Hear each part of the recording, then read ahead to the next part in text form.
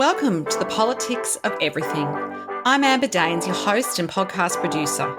This is a half hour of power, a podcast dropping every week where I unpack the politics of everything, from money to motherhood, nutrition to narcissism, startups to secularism, the environment, quality, and much, much more. Our guests are seasoned in the field or topic of their choice, even if you've not heard of them yet. This is a non-partisan show. So while I love exploring varied views and get a buzz from a healthy debate of ideas, this is not a purely blue, white, green program. Please subscribe, tune in and enjoy the politics of everything. With me today is Samantha Dybac, founder and managing director of the PR Hub, host Influence Unlocked podcast. She's also the founder and managing director of the PR Hub, a PR firm and strategic relations agency for entrepreneurs, business leaders, and high-growth disruptive brands. As the host of Influence Unlocked podcast, she has influenced lots of people. She's influenced me to bring her back on the show today because this is not her first podcast or her first rodeo. She's been a guest in the past, and the show itself was ranked by Apple in the top 10 business podcasts in Australia in 2020. Samantha brings over 15 years' experience of working with founders to help them unlock the value behind their personal brand in order to build awareness, credibility, and trust that catapults both them and their companies into the spotlight. She's featured twice as a finalist in the B&T Women in Media Awards, as a finalist in the 2019 Sydney Entrepreneur of the Year, and has successfully completed her AICD course, which is no mean feat, having done that many years ago myself.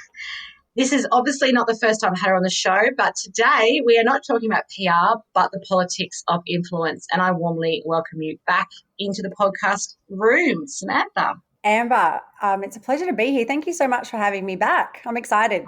Absolutely. So look, a few years ago, we had you speaking about the politics of PR, and it was a fantastic episode. But since then, you have become a fellow podcaster and you have your successful and popular show, which I have mentioned. Why was it that angle that really, was the one for you to run a show on? And what have you learned about influence through it? So, look, I think a good place to start is when I first was considering the possibility of producing a podcast. And the inspiration for that was the people that we were working with every day at the PR Hub, so our clients. We represent entrepreneurs, business leaders, CEOs, people who are doing amazing things with their businesses and in their careers. And often we would be getting requests to put them onto podcasts. And so it sort of dawned on me one day. I thought, hang on a second, we've got all this amazing talent, these great stories to tell. Why don't we start our own? So not knowing the level of work that was required in producing a podcast at that stage, I went, yep, we're going to do it. Let's find out all about it. And aside from that, I was terrified of hosting a podcast, of being on a podcast. So for me, it was also a personal challenge. And I guess in terms of the Influence Unlocked theme, it was very much about going beyond what we see in the media, beyond the press release, beyond the success, to actually understand what it takes to be a person in that position of influence and, the challenges, the highs, the lows, all of that goes into it, because they're fascinating stories and people love to hear that. Absolutely. So for some people, influence will mean power. Others, it means change. What does influence mean to you personally, and why do you think it matters? Why is it such an important idea or concept? So in just over a year, it's just been over a year since we launched the podcast, I would say I've interviewed more than 20 people in various fields with influence. So be it business, media, sport, politics, hospitality, all trying to find out, how they've navigated challenges and the responsibilities of having influence, of having a public profile. And for me to get to the bottom of that, I added a question, which is the last question in every show.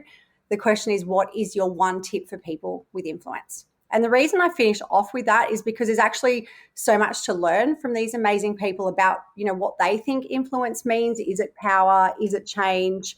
Is it something else? Over time, I've found that for a lot of them, the answers are quite similar, which I think is really interesting. But, influence is a place where you can have great positive change. And you can have power, but how do you wield that power effectively or responsibly? So they're sort of some of the things that they talk about. And I think very much what I've learned from all of these people on the podcast is that, influence, you have a responsibility, to live out your purpose and live out your values and use your influence to influence others in a positive way and a way that, really holds true to what you believe. That's a really great summary. And I love how that you do put it to other people, because that's what I love about my show. I must admit, I get to ask you these questions, but I also learn so much along the way. And sometimes it feels like I'm getting like a really fabulous business meets psychology, educational experience all in one show. But I know that influential people obviously, can go either way. So, it can be used for good or for evil or something in between. And I sort of used extreme examples of, a humanitarian like a Mother Teresa versus a despot such as a dictator.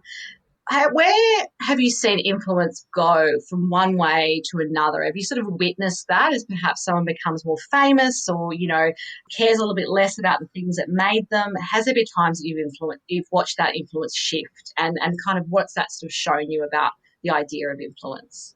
I wrote an article actually about this topic about a month ago, earlier this year. So it was just after the storming of Capitol Hill in the United States. And, I think a lot of people would be aware of the media that talked about Donald Trump and, what was his impact or, influence on that particular event.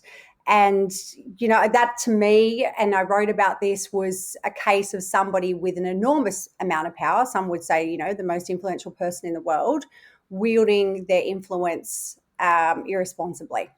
And, then we saw the fallout from that. So I guess that's quite a commonly known example. That's a good one to refer to. I think a lot of people saw that, and even if you perhaps were, in terms of your political beliefs, more a Trump supporter, it'd be hard to watch that and not feel like that's gone too far. Yeah, look, I mean, he, obviously he was very prolific on Twitter until he was not able to do that anymore. That was his platform of choice. But I guess that for me personally is an example of somebody who has an enormous amount of influence and power, not using that in the best way.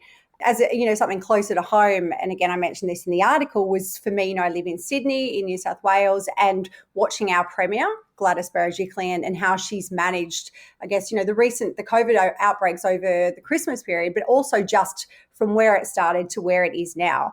And there's a lot of confusion and fear, particularly in that Christmas period, and the lines of communication were always very consistent and clear and open and to the point. She showed up every day. She delayed her own holidays. Of course, not everybody agreed with exactly everything that she and her government did or how they handled it or what they said. That's the nature of life. But for me, she faced criticism and she didn't respond in a reactive or defensive way. But it came across more as being, and analysing the situation, considering her response. We can see that in general, there is a lot of support for how she's played that out, and also how New South Wales have played out the COVID outbreaks and the management of COVID. So for me, that's a complete opposite of, somebody like Donald Trump and how he operated during his term. So sort of two different, I guess, reasonably well known. And I love the fact they're both political examples. As someone who loves politics, they're good. And I suppose there's lots of business examples you could possibly draw upon. But I'd really love to ask you, the idea of influence. I mean, these are people that are high profile that you've just mentioned, but is achieving a position of influence something that is just reserved for those few special people that maybe have a great media profile or are positions of power, such as a president or a premier? Or can other people exert influence in their community in other ways and maybe not be known? Or is that impossible? Just influence and impact and profile all go hand in hand? I truly believe that we all have a responsibility or all have a part to play when it comes to influence. Social media certainly opened that up for everybody in the community. So whereas you could only broadcast on TV, radio, print magazines, whatever the case it was, that was limited to people who had access. Now we have access to social media, and anybody can use social media as a platform to express their opinions and thoughts, which to me is influence. So it's not impossible. It's certainly not reserved to people who get to a certain celebrity status or, position in the community. And I think there's such beauty in that, because as you mentioned, like, great things can happen at a community level or a, not-for-profit or charitable level, where they don't have to be people who we just perceive in the traditional sense as being influencers. An interesting twist on the word influence is influencers. And I know you and I work in that media branding space. And the term influencer didn't even exist perhaps 10 years ago. There might have been celebrity brand ambassadors or a different name. But what is the role of these influencers in achieving sort of brand influence? So this is more your business head coming into play here. Is it essentially an industry that needs to grow, or can we see brands achieving influence without that kind of micro influencer, micro famous face, or someone that's well known being attached to them, particularly in social media where I guess influencers play the most? Yeah, so when I get asked this question, I always go back in time to my first job, my first real job while I was at university, and that was with an Aussie hair removal brand called Nads. Oh, I know that. I think we talked about this last time. They were one of the first people I interviewed as a business journalist when they were starting that business. So there you go. Two worlds collide. Look, and it really does. I was saying this to somebody over the weekend. You know how your career or how your life somehow has all these connecting dots, and what you might be doing at one stage, and you have no idea why or how that's going to play out later on. But really, my career really has gone full circle. And so the example of Nads is that story was built around a mother's love for her daughter, and the face of that brand was very much the mother who created that brand, Sue Ismail, and her daughter Natalie. And so from very early on in my career, I saw the power of what having a profile or a face, a person behind a brand can do to help it resonate with a larger audience.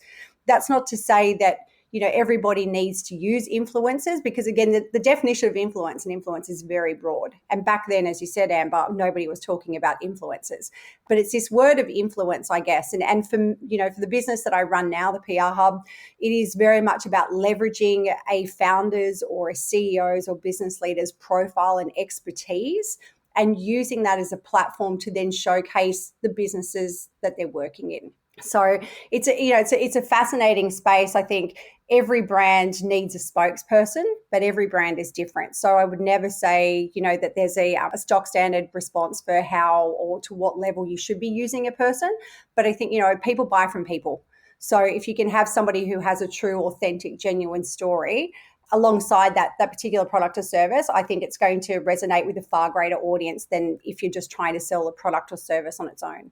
Absolutely. And I guess the industry was also shifting. I mean, obviously, there's been a few questions about the value of influencers, particularly as budgets have got tighter with lots of companies struggling during the pandemic and so forth, and looking at where they spend their money. And wasn't even aware there was a micro influencer market until recently, when one of my former clients has actually embraced some ambassadors, which are not known to us, but are really key to their audience. So they are athletes that have had some sort of setback or disability impact in their life. And so they're not necessarily household names, and they're not necessarily going to make it to the Olympics, but they've really gone with that. And it's so authentic to their brand that I thought, wow, that's not just clever, but it's actually really authentic. And I think sometimes we're so savvy now that being able to just sort of say, oh, this person's attached to a brand, it doesn't work the same way as it might have in sort of the 80s, 90s and the early millennia period, where you'd have a celebrity who just was being paid to put their face and name to something. Yeah, consumers are a lot more savvy these days, and it doesn't have to be, we have learnt that over in recent years, that it doesn't have to be what we call a macro influencer who, is using your product. If it's somebody that actually looks like they love and enjoy the product, and people are going to resonate with that because it's like, oh, they're a bit like me, or, I want to be like that. So yeah, it's a fascinating shift. Absolutely. So what kinds of influence do you strive to have for your PR clients and also for your team? So I guess it's a two-part question. There's the idea that you represent your clients, as you mentioned, lots of them have influence, and you're trying to put them out there into the media and the other spaces where people are actually understanding who they are, what they stand for, and raising, I guess, their profile as well as helping build their business really. But also with your team, is there a way in which you operate where you use your own influence and your own expertise to really help build that team? Yeah, I think that word expertise is very much a place where we would start. So everybody is a little bit different, but it's very much about, what is the expertise of that particular client, or, what's my expertise in my team, and building that out. Because again, I think it comes back to those pillars of being genuine and authentic, and people, whether it's journalists or whether it's just the general public, being able to understand what the connection is between that particular spokesperson or influencer or brand ambassador and whatever they're talking about. or selling. And so with our clients, it's very much about looking at the category, the industry that they're in, their experience to date, obviously where they want to take it in terms of their own personal profile, and then deciding what that might look like from an influence perspective. So yeah, it's very much independent to each client, because some clients will want to have more of a presence in the media than others, which is absolutely fine. Which is interesting when you run a PR firm, isn't it? Because, I think that goes hand in hand, but perhaps it doesn't. Yeah, look, I mean, I have to say, I never trained in PR and I don't have a background in PR. So the business that I've built, sort of, it's built on what I've learned over the years through marketing and running businesses and sales. And for me, again, coming back to that example of NADS, very much understanding that people do resonate, like they buy from people. People love to hear other people's stories. They love to hear about their expertise or the challenges, or, when things didn't go so well and how they turned it around to get to where they are. So it's very much sort of the business that we've built, and the premise of all the work that we do. But there's always a level of, it doesn't have to be profile. It could be just sometimes somebody's a spokesperson, but making sure that if we're trying to position them as somebody with expertise and with influence, that it's believable and that it's relatable. Absolutely. And with your team, obviously you've built an amazing business and you've got staff around you. How do you use your influence to maybe mentor them or guide them or even sort of collaborate with them in the business? So one of the things that I love the most about seeing the business grow is actually that opportunity to mentor and that opportunity to sort of help shape people, not tell them exactly what to do. But, I think about myself going back to when I first started and some of the great mentors that I've had and how much of a difference they made in my career. And to think that now that I can use that position of, being a business owner with a team that's growing and with people who are really, they're great. You can see the potential. And to me, like, that is so exciting to be able to work with some people that have really want to do well in their careers, love what they're doing, and are just looking for some guidance. I mean, it does make me sound a little bit old, but at the same time, that is one of the wise, I'd say, Samantha. Wise, not old. It's one of the joys of growing a business. It really is to create a team. And I never realized that that's what I would love about growing a business. But as the team has grown, and we've grown quite a bit in the past 6 months, to see that happening and to be in that position, to me, that it's a position of influence, yes, but it's also a position that carries great responsibility.